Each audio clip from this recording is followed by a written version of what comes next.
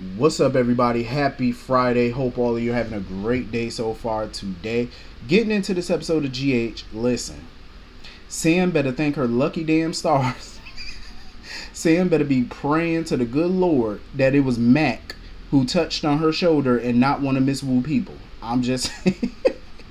I know she was about to have a heart attack for a moment. I knew it. I know her heart dropped when she felt that. I know if that was me, I would have stroked the fuck out.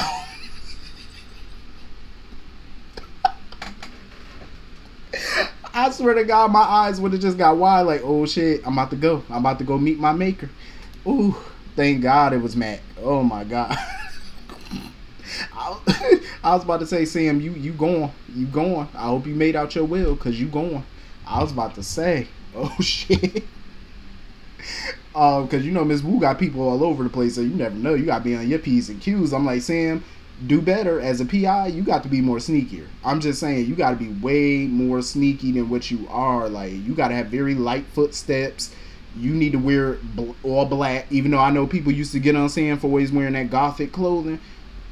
And once she got away from Jason, she started wearing colors again. But I'm like, listen, when you are on a job or you doing something or whatever, you need to put on that all black. I'm just saying, like, stop wearing white and all these bright colors that you could be spotted in. You know what I'm saying? Wear you some all black or something when you want to, when you doing something now. You don't want to get caught. I'm glad Mac is on top of stuff. You know what I'm saying? As acting commissioner. But my thing is, since Taggart, I'm assuming Taggart hasn't accepted the commissionary job yet, or he hasn't taken over yet, and Mac is still acting. But if he's still acting, then where the hell was he at when shots was popping over there at the Metro Court? Why he ain't talking about that, or why wasn't he there? I guess he trusts Dante to handle it, I guess.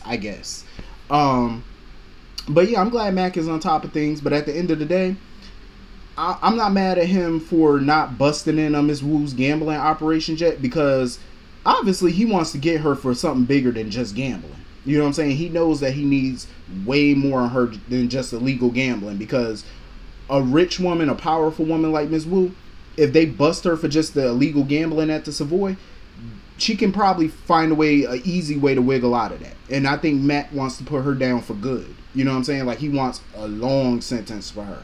I don't think he want to put her down for no short time bid or run the risk that these charges are going to get dropped.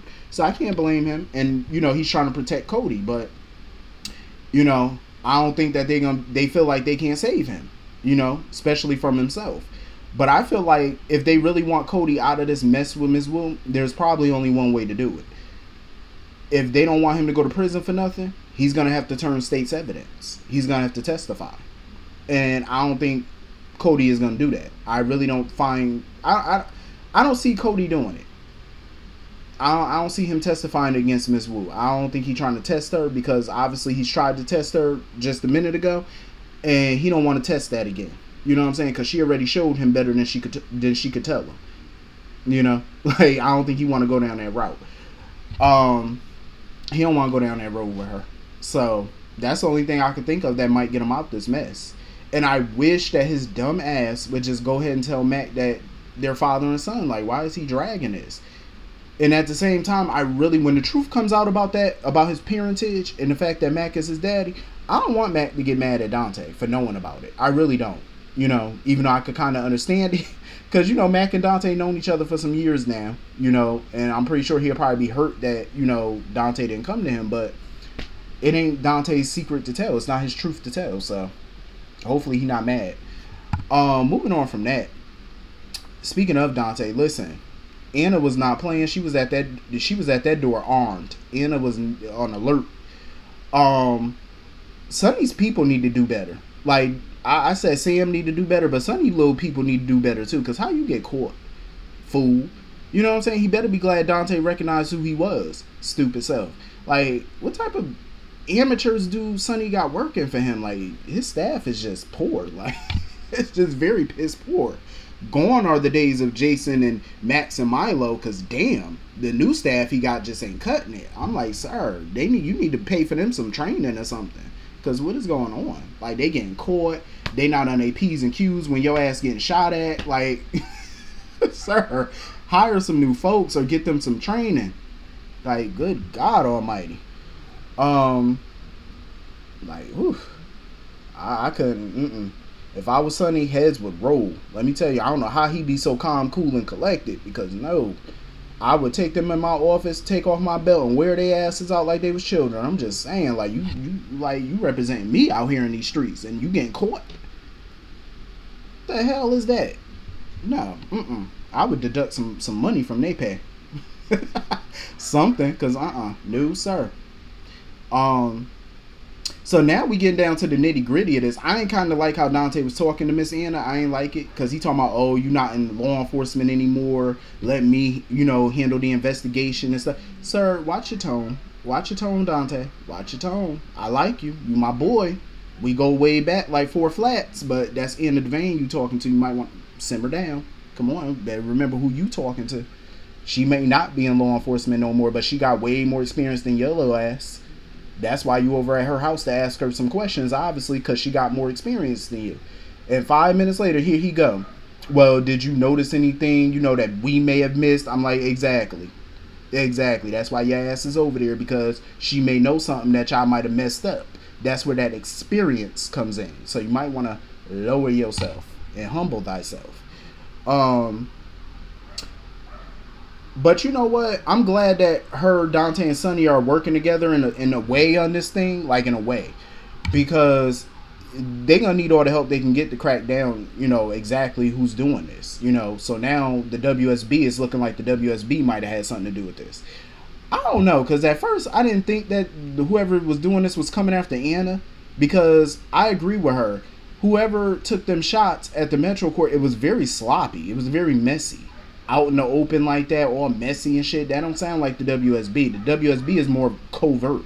You know what I'm saying? And I agree with her. If they wanted Anna dead, they could have snapped their finger and easily done it. So why do it so messy like that? Unless it's an amateur or something like that. And I agree with Sonny. It could be somebody who gone rogue. You know what I'm saying? But whoever went rogue is very amateur. I'm just saying. Because them shots, it's like, it was all over the place. I'm like, you need some target practice or something, because them shots was off. Yeah, that's why I didn't think that the person going after Anna was... I didn't think that nobody was going after Anna, because them shots seem more amateurish. So I would think it would be more like a mob hit. Because, some people in the mob are very amateur with their shots. Like, But I can't believe the WSB is trying to ice her, or somebody from the WSB. Like, you trying to really ice my girl? Anna need to get on top of this. And she needs security at her house. I mean, I know she wasn't happy about Sonny sending his goons over there, but she need better security. I don't mean none of Sonny people. I don't mean no disrespect, but she need top flight security, because Sonny's people ain't gonna cut it, because obviously they suck. She gonna need something. A big ass Doberman pinscher. She gonna need a bulldog. Well, not a bulldog, because them bitches lazy. She gonna need something. She gonna a Rottweiler. You gonna need a pit bull. You gonna need all of that shit. You train them motherfuckers to be vicious. I'm just saying, like, she gonna need a whole armored guard, because somebody coming after that ass. So anyway, moving on from that, Alexis. My thing is with her, if you gonna summon Sonny or whatever to help you with this Christina situation, ma'am, why not tell her what the hell exactly is going on? Well, I'm not gonna be the one to tell you. So why you want him to be the bad guy and try to talk her down from doing this or whatever, and you won't even tell him what it is she doing? You know what I'm saying? Like, Alexis, do better. Do better. Because I don't give a damn if you feel like this ain't your story to tell. Tell him. How else is what is he supposed to do? Just go to her and be like, well, is there anything you want to talk to me about? I'm not about to start no conversation like that. I'm going to let her know I heard about, what you want to do with the surrogacy, and I want to give you my opinion. You know what I'm saying? Like, Alexis, open your mouth and tell him. That means you just made that man waste gas coming over here, and you being all, cryptic with your talk. Like, oh, well, she not in danger, but, ma'am, tell me what the fuck going on so I can help her, please. Because I ain't got time for this cryptic talk and beating around the bush. Alexis be working my nerves sometimes. I love her, but she be working my damn nerve. I'm like, girl, tell him. Damn. Speaking of Molly and Christina, I did not like the way TJ and Molly was lashing out at Christina. I really did not. I'm like, y'all need to pump y'all little brakes. She just came to be genuine and show y'all some damn concern over Curtis, and y'all are lashing out, not now. And all that. I'm like, who is you talking to? I'm sorry, but we are in a hospital, and I will beat you down, and they will have to admit you here as a patient instead of a visitor. I'm just saying, because you ain't going to be bucking up at me like that. Not now. You okay? Okay, not now. This ass whooping going to be now. I don't know what's wrong with who you talking to. You must have forgot. I'm just saying, like, some people be losing their little mind. Like, do I need to remind you who the hell you talking to? You need a refresher course. I'm just saying, watch your tone. But I will get him a little bit of a pass because tensions are running high. You know, they're dealing with the baby stuff. You know, the fact that, you know, they're having fertility issues now, Curtis. So I get it. Emotions are running very high. But they need to calm that down. You know what I'm saying? And I hated the way Molly was lashing out at Christina, trying to call her selfish. And, oh, you trying to make my pregnancy or make a pregnancy all about you and make my situation about you. And I'm like, girl, calm down with all that nonsense. Like, relax. I think Christina was trying to be genuine in what she's doing. You know what I'm saying? Like, why would she want to flaunt it in your face or be malicious about it? For what? She has no reason to. Like, her and Christina are pretty much on good terms, so why would she flaunt something in your face? Like, Molly need to calm down. But I couldn't stand the way Christina responded to it by sitting here talking about, oh, so I'm not good enough to be your surrogate. I'm like, Christina, it's not even like that. For one, they haven't even really discussed in depth about surrogacy. They kind of talked about it a little bit, or adoption or whatever. They talked about a couple of their options, but they never really talked in detail. They kind of just blurted it out or mentioned it or whatever, but it's not something that they really sat down and talked about. They haven't really sat down and talked about their options in depth. So it's not that they don't think Christina's good enough. It's the simple fact that they haven't really talked about it. Give them a moment. Like, damn. They're not only dealing with fertility stuff, Curtis is still in the hospital clinging to life at the moment. So they're not ready to talk about all that. That's irrelevant right now. You know, the whole baby conversation is very fucking irrelevant. Like, give them a moment. You know, it's not about you. So I kind of get where Molly coming from on that front. Because Christina in that moment made it about her. Like, oh, I'm not good enough. It's not about that. Calm your little ass down. They all need to calm down. Like, Sonny and Alexis and whoever else, the parents, Rick, everybody need to come together and get these kids in order. Because, whew, where the hell is Rick Lansing? Every time I think about Rick, I get mad. Because I'm like, why they just drop him off the canvas like this? Damn. Bring him back for a couple years, a year or so, and then drop him. I hate that because I like Rick Lansing's character. So moving on from that, Gladys is getting on my fucking nerve. Gladys got to be beheaded at this point because this heifer gonna sit here and tell Sasha, oh, go take your meds. Sasha, throw the meds in the garbage, please and thank you. Like, this trick is crazy. I'm telling you, that is Satan's little sister. I'm telling you, Gladys ain't nothing but the devil in a skirt. Sitting here gonna bring bags all up into the house from the store and stuff like that. And I'm glad that Sasha's starting to look at her with suspicion now. Because the way she keeps trying to sabotage her little friendship with Cody, trying to talk down on Cody every 5 seconds, and then you come up in here with bags from a boutique that's expensive, you got clothes that cost way more than somebody's car. You know what I'm saying? Cost more than the car. I'm glad Sasha's starting to see her for what she is. You know what I'm saying? I'm glad. It's about time Sasha started to become suspicious of her. Because it took long enough.